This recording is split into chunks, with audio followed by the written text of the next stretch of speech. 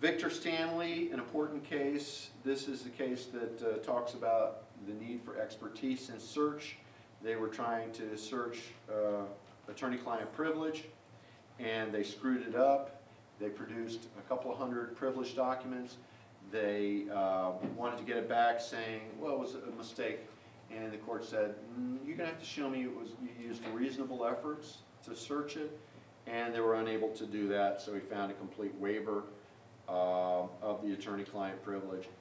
This case is important on the whole issue of, again, of diligence and of expertise. If you don't know how to do a search, get somebody that does. And the truth is, you're probably going to be the somebody that does, that other people are going to be called upon because they're going to be more clueless than you are. And we're going to go into this in more depth in the seminar, this whole question of search. But just remember what Jason Barron, when he was here, told you.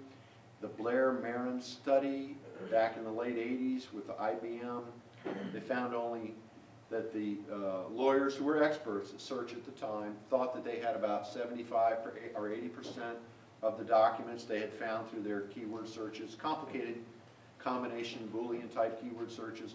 They thought they got 75% of them, but they actually went through and looked at the whole database. They only got 22%. So people think keyword search works. It doesn't.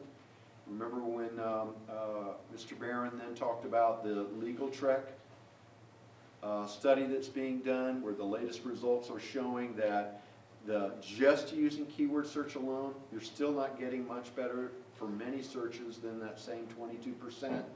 You got to use other ways beyond just keyword searching in order to focus in on the relevant evidence. You got to maybe limit the time frames, limit your custodians. You got to be smarter about your search, use different methodologies, and consider using other things if the case warrants it, like concept searching, linguistic analysis, and other things going beyond mere keyword. You're not going to be tested on that. You're not going to be expected to know about how you do all of this, but you need to know that this is a new area of being able to prove reasonable expertise in your search in order to preserve your privilege, or in order to justify why you should only spend $10,000 in your discovery search efforts. You've got to justify that by showing, well, the $10,000 was not funding just a blind go fish operation, but more of a cooperative. Where's Waldo? Remember all of that, some of the stuff I've written about. So be aware of this, that the reasonable diligence does require some expertise in being able to find the needle in the haystack. That's the bottom line of what Victor Stanley's about. One of the key cases in e-discovery is this Victor Stanley case.